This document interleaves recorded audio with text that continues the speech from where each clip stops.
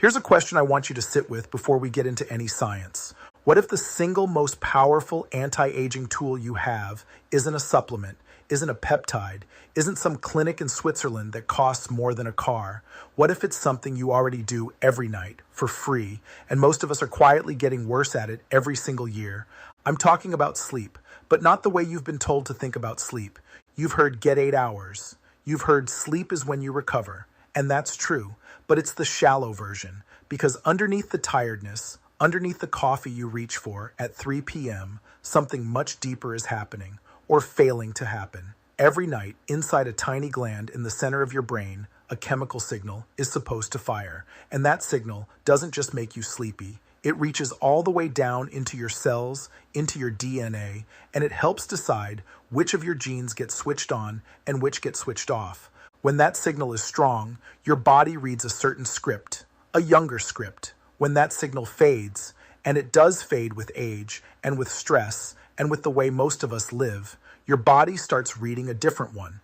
This is the sleep DNA axis, and today we're going to follow the thread all the way from a gland the size of a grain of rice down to the strands of genetic code that determine how fast or how slow you actually age. Welcome to the science of ageless living. I'm your host, Dr. Ethan Hausman Marquise. Let's get into it. Let's start with the organ at the center of this story. Literally, the center, the pineal gland. If you could look inside your own skull right at the midline, deep between the two hemispheres of your brain, you'd find it. It's tiny, about 5 to 8 millimeters, roughly the size of a grain of rice or a small pine cone. In fact, that's where it gets its name, pineal, from the Latin pinea, meaning pine cone. Now, this little gland has a wild history. The philosopher René Descartes, back in the 1600s, called it the seat of the soul. He thought it was the meeting point between the physical body and the mind. He was wrong about the soul part. But honestly, he wasn't as far off as you'd think about it being a bridge between the outside world and your inner biology, because that's more or less what it does. Here's the pineal gland's main job. It makes melatonin. And I need to correct a misunderstanding right away, because almost everyone gets this wrong. Melatonin is not, at its core, a sleep chemical. That's not really what it is. Melatonin is a darkness signal. It's the molecule your body uses to tell every organ, every tissue, every cell, it is now night. Think about that. Before electric light, before screens, before your phone glowing at 11 p.m., the only way your trillions of cells could possibly know whether it was day or night was through a chemical messenger. Your liver doesn't have eyes. Your immune cells can't see the sunset. So the body evolved a broadcast system. Light hits your eyes, a signal travels to a master clock in your brain, and at night, that clock tells the pineal gland, release melatonin now. And melatonin floods out into the bloodstream, reaching essentially everywhere, carrying one message, night, night, night. So how does the pineal know it's dark? This is one of the most elegant wiring diagrams in all of human biology. Light enters your eye and hits your retina. But it's not the rods and cones you use to see this uses. It's a special set of cells discovered relatively recently, containing a pigment called melanopsin. These cells basically don't care about images. They care about one thing, how much bluish light is hitting them. They send that information along a pathway to a cluster of neurons in your hypothalamus called the suprachiasmatic nucleus, the SCN. Remember that name, the SCN, because it's the conductor of this entire orchestra. It's your master clock. The SCN takes the light information and, through a relay that eventually reaches the pineal gland, it controls the melatonin faucet. Bright light in your eyes, faucet off. Darkness, faucet on. Which is exactly why staring at a bright screen at midnight is so biologically confusing. You are, in a very real sense, telling that grain of rice-sized gland that the sun is still up. And it believes you. It holds the melatonin back. Now here's the part that matters for aging, and it's where this episode really begins. The pineal gland does not stay strong forever. As we age, two things happen. First, the pineal gland tends to calcify. Actual calcium deposits accumulate in the tissue, and you can literally see them on a brain scan. They're so common that radiologists use them as a landmark. And second, whether because of that calcification or other age-related changes, melatonin output declines. This is well documented. A young adult produces dramatically more nighttime melatonin than someone in their 60s or 70s. By older age, that beautiful nightly surge can be a fraction of what it once was. So picture the arc of a life. When you're young, every night, a strong, clean darkness signal washes through your body. As the decades pass, that signal gets quieter and quieter. The broadcast gets weaker, and more of your cells start to lose the clear sense of what time it is.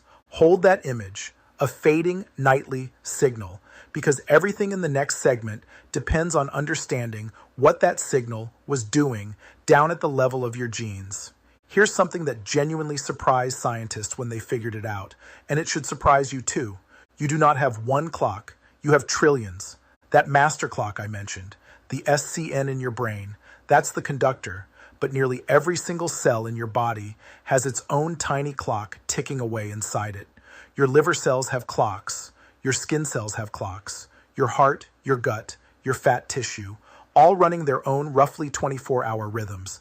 And these aren't metaphorical clocks. They are made of actual genes and proteins. Let me show you how a cellular clock works, because it's beautiful in its simplicity. There's a set of what we call clock genes.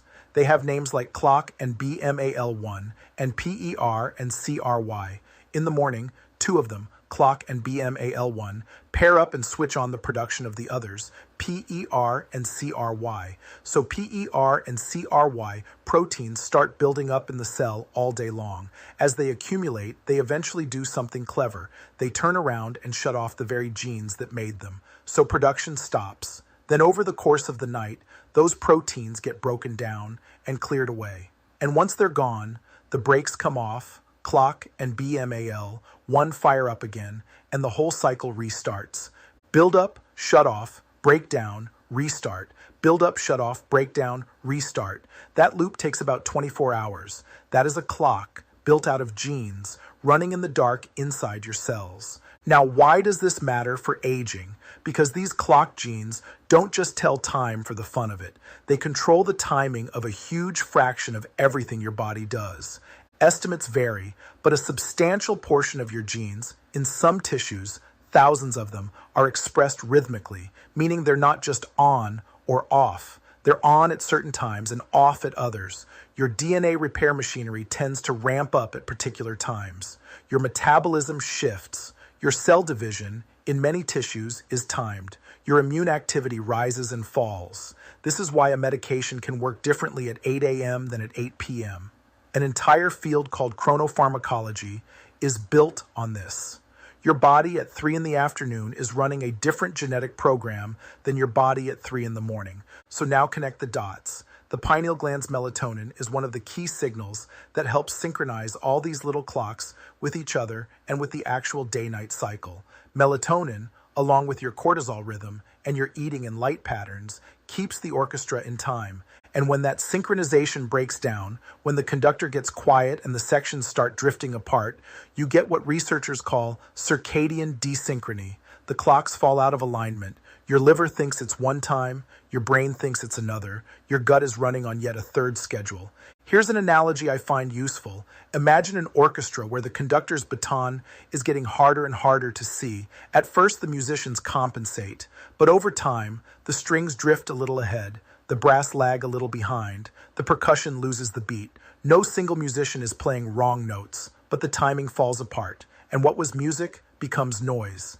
That's circadian desynchrony, and a growing body of research suggests that this loss of timing is not just a symptom of aging, it may be one of the drivers of it.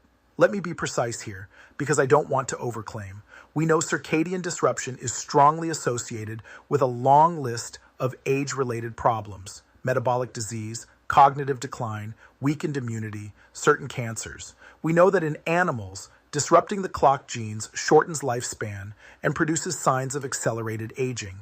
In humans, the evidence is largely correlational, plus strong biological plausibility. So when I say the fading of your nightly signal ages you, understand that as a well-grounded scientific story with a lot of support, not as a mathematical certainty. That distinction matters, and I'd rather you trust me than oversell you.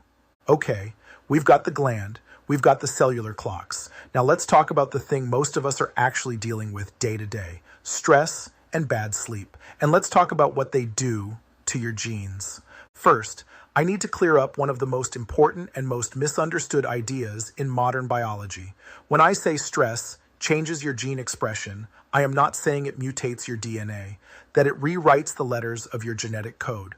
That's not what's happening, and it's important you understand the difference. Think of your DNA as a giant library, a fixed set of books. Every cell has the same library. What makes a liver cell different from a brain cell isn't different books. It's which books are open and being read, and which are locked away on a high shelf. Gene expression is which books are open, and the system that decides which books are open, which are closed, and how easy they are to reach. That's called epigenetics. Epigenetics is the layer on top of your DNA. Little chemical tags, methyl groups are the famous ones, get attached to your DNA and to the proteins it wraps around. These tags don't change the code, they change access. They act like bookmarks or like locks and highlighter. And here's the crucial part for us. These tags are responsive. They change based on your environment, based on what you eat, based on stress, and yes, based on your sleep and your circadian rhythm. So when I say poor sleep alters your gene expression, this is the mechanism, not mutation, modulation. Your behavior reaches down and adjusts which books are open. Now let's get concrete. What actually happens when you're chronically stressed and chronically underslept? Two big things. Let's take them one at a time. Thing one, the inflammation program gets switched on. There's a master regulator of inflammation in your cells, a protein complex called NF-kappa B. Think of it as a switch that, when flipped, turns on a whole battery of inflammatory genes. It's essential in short bursts. It's how you fight infection. The problem is when it's chronically activated. Studies have taken people, restricted their sleep, and then looked at what happens inside their immune cells. And what they find is striking. Even a few nights of poor sleep can increase the activity of these NF-kappa B-driven inflammatory genes. Sleep deprives someone, and the genetic machinery of inflammation ramps up, measurably, at the level of which genes are being transcribed. Now, chronic low-grade inflammation is so central to aging that researchers coined a term for it, inflammaging.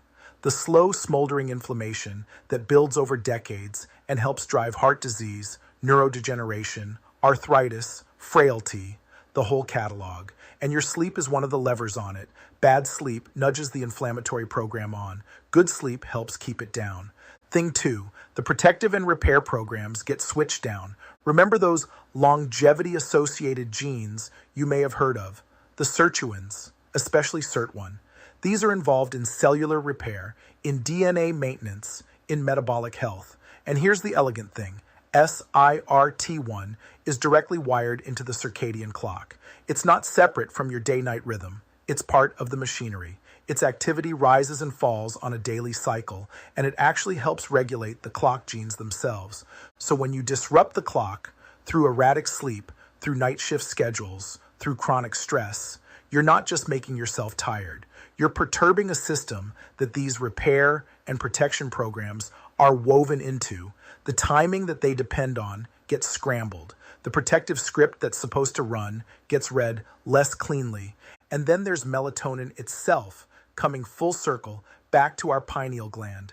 Melatonin isn't only a timing signal, it's also a direct antioxidant. It can neutralize damaging free radicals, and it does so right where a lot of them are produced, in the mitochondria. It helps protect DNA from oxidative damage. So as pineal melatonin declines with age, you don't just lose a clock signal, you lose a molecule that was actively shielding your genetic material from wear and tear.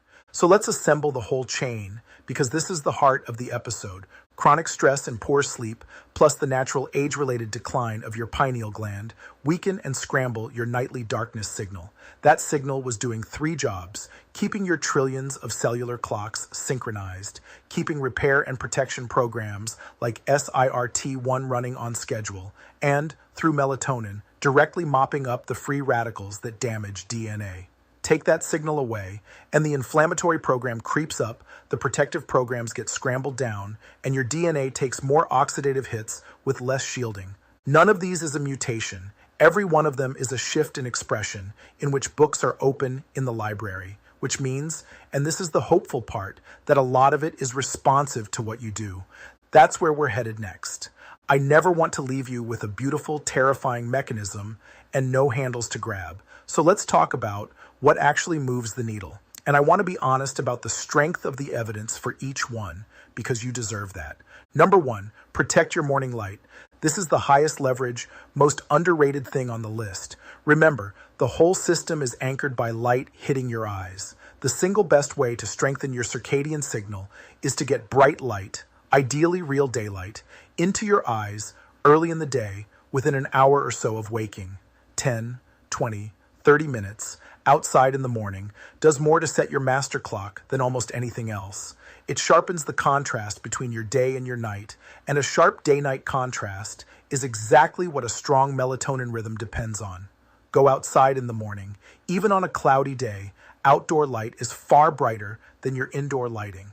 Number two, defend your darkness.